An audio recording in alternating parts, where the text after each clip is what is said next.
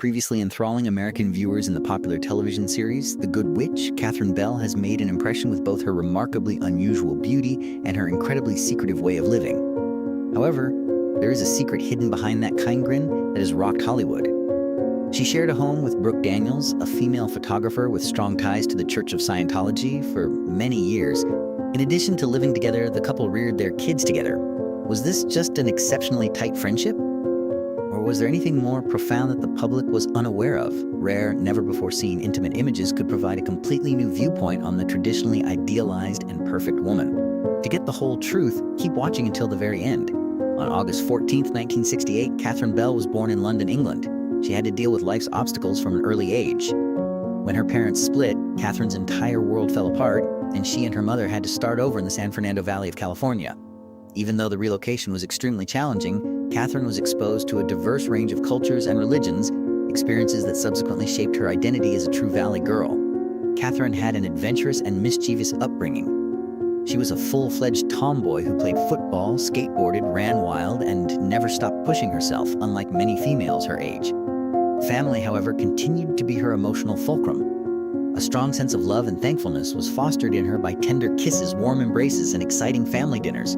Although her mother made an effort to maintain Iranian traditions and practices at home, Catherine's identity was mostly shaped by her maternal grandparents. They cultivated an accepting and friendly home while teaching her Persian cultural values and the Farsi language. Despite their strong Muslim beliefs, Catherine's grandparents never put any pressure on her to practice any particular religion. Because of this independence, she was able to investigate her own convictions, developing compassion, understanding, and a sincere respect for differences. Her early goals and academic background appeared to indicate a secure career in science or medicine, but destiny had other ideas.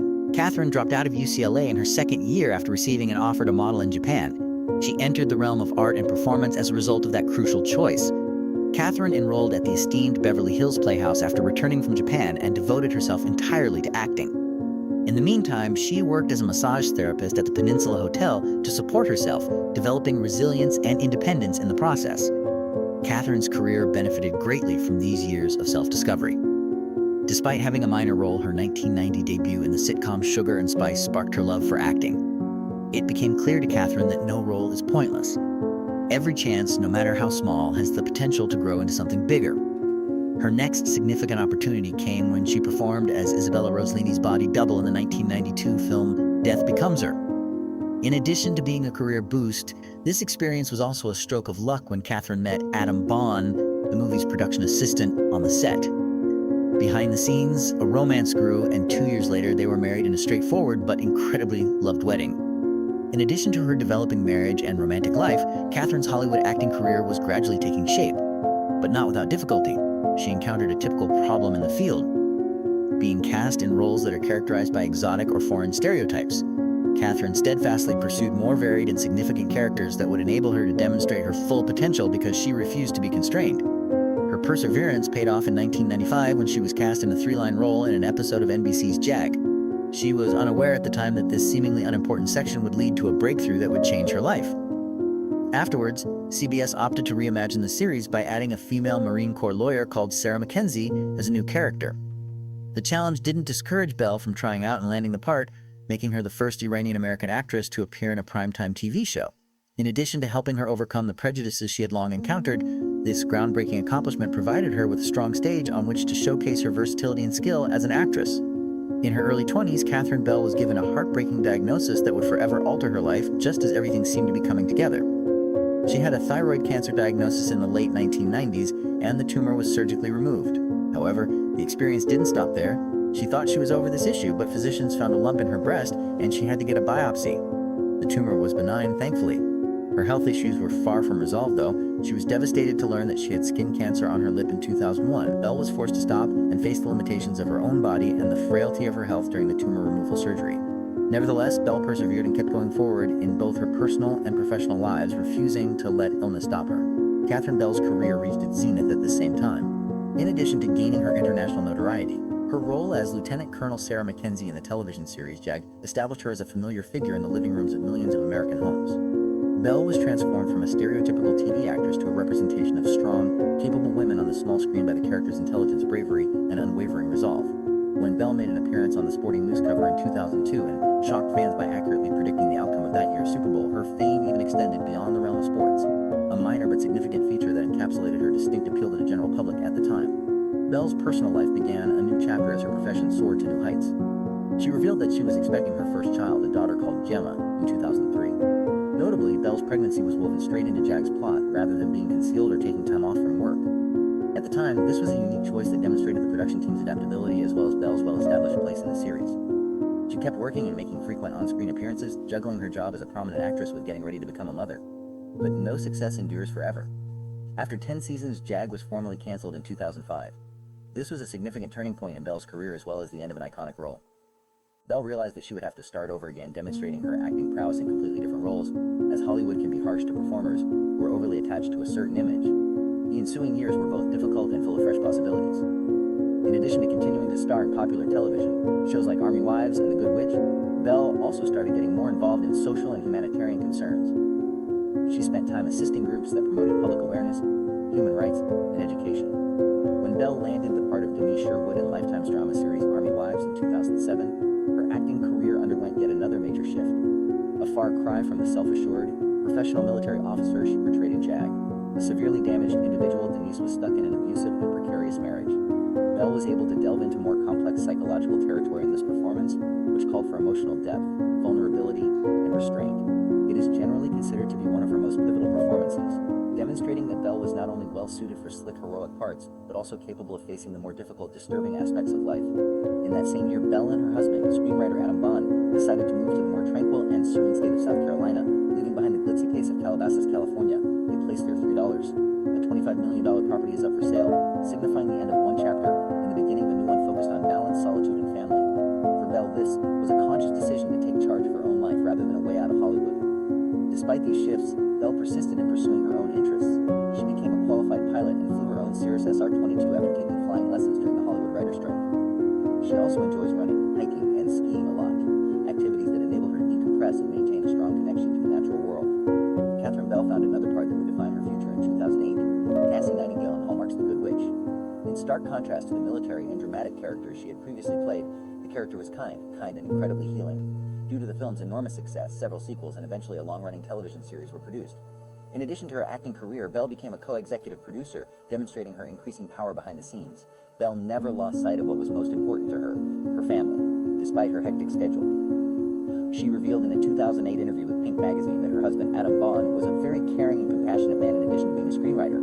They had been together for over 16 years, which is frequently referred to as dog years in Hollywood. Belle explained that there were no secrets or lies between them, and that they constantly confronted difficulties together, highlighting the value of friendship and honesty in marriage. She openly discussed the challenges of juggling a prosperous career with the practical responsibilities of having children, and she also talked about the joy of motherhood when she received her second child in 2010. But in 2011, a little more than a year after the birth of their son, Ronan, the couple shocked everyone by announcing their split.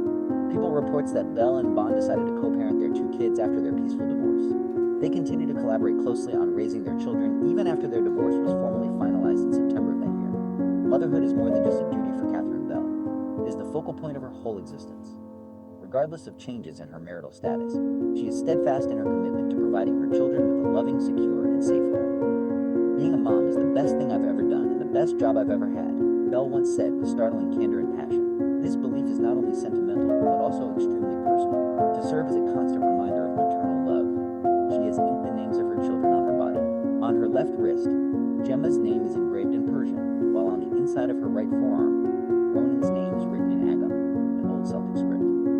These tattoos serve as subdued, very significant representations of her relationship with her kids rather than being intended to attract attention. Catherine Bell swiftly started a new chapter in her life after divorcing her ex-husband. She moved in with Brooke Daniels after buying a house in Hidden Hills, Los Angeles. As soon as this living arrangement was announced, fans and the media began to speculate widely about the two women's relationship. Both Bell and Brooke Daniels decided to keep quiet as the rumors persisted, neither confirming nor refuting anything. That stillness merely piqued the interest of numerous onlookers. As time went on, new information regarding Brooke Daniels' private life surfaced. She is currently married and has 2 kids, Chapel and Dine. The fact that her husband's identity has remained secret, however, highlights how much Brooke values the privacy of her family. She posted a very intimate statement about her life on the About page of her photography website. Family and faith come first. For her kids are everything. Additionally, her husband, who remains anonymous, is portrayed as a courageous, industrious guy who protects his nation and forms the cornerstone of their family. These remarks depict a woman who values her family above everything else, even above rumors or public attention. Even still, there has been constant debate about Brooke's relationship with Catherine Bell, despite the clarity surrounding her family life. Together, the two ladies raised 4 children, lived together for over 8 years, and even co-founded a handcrafted jewelry design company. Because of their prolonged intimacy, many people thought their relationship was more than just a friendship. Speculation that the two might have secretly married was further stoked by Brooke's Instagram username @BrookeAll, which observers deduced to be a clever combination of her first name, her maiden surname Atwell, and Catherine Bell's last name. But as of right now, neither lady has released a formal statement to support these allegations. What is evident is Bell and Brooke's silent, unwavering support of one another. Brooke frequently works behind the camera, taking personal yet contemplative pictures of Catherine Bell for Instagram. Bell has been remarkably composed despite the frequent media attention. She once told Pink magazine that smiling, waving, and carrying on with her life are better ways to deal with paparazzi than hiding. Bell has continued to prioritize her career and her family in spite of constant attention and conjecture. She made a comeback as Cassie Nightingale in The Good Witch's Charm in 2012, setting off a string of sequels. She starred in The Good Witch's Destiny the next year and The Good Witch's Wonder the following year. Bell further solidified her influence behind the scenes and on screen by acting as a co-executive producer on all 3 movies. Fans of romantic television movies were ecstatic when word leaked out in 2015 that she would be working on the project Love Finds Its Way. Bell's return to Hallmark was marked by the formal premiere of the film in July 2017, with filming having started in 2016. Her soft, reassuring on-screen persona has long been connected to the network. This was more than simply another job for a lot of viewers. It served as a reminder that Bell continued to occupy a unique and esteemed position in American television narrative, but shortly after, she made her most famous comeback. The news that Bell would reprise her role as Sarah M. Mackenzie in a multi-weekly episode storyline during season 10 of NCIS Los Angeles was shockingly revealed by CBS in April 2019. Longtime fans were ecstatic to learn that she would be reuniting with her former co-star, David James Elliott, whose on-screen collaboration with Bell had made a lasting impression. Her comeback evoked a great deal of nostalgia and demonstrated that she still had the star power to return to one of the biggest franchises on television. In addition to these well-known endeavors, Bell also dabbled in minor parts with a darker, more unusual tone. Her lead role in the Lifetime movie Jailbreak Lovers, which debuted in 2022 as a part of the Rip from the Headline series, is one noteworthy example.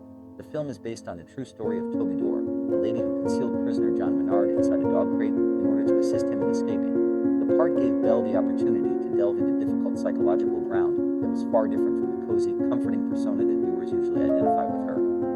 Throughout her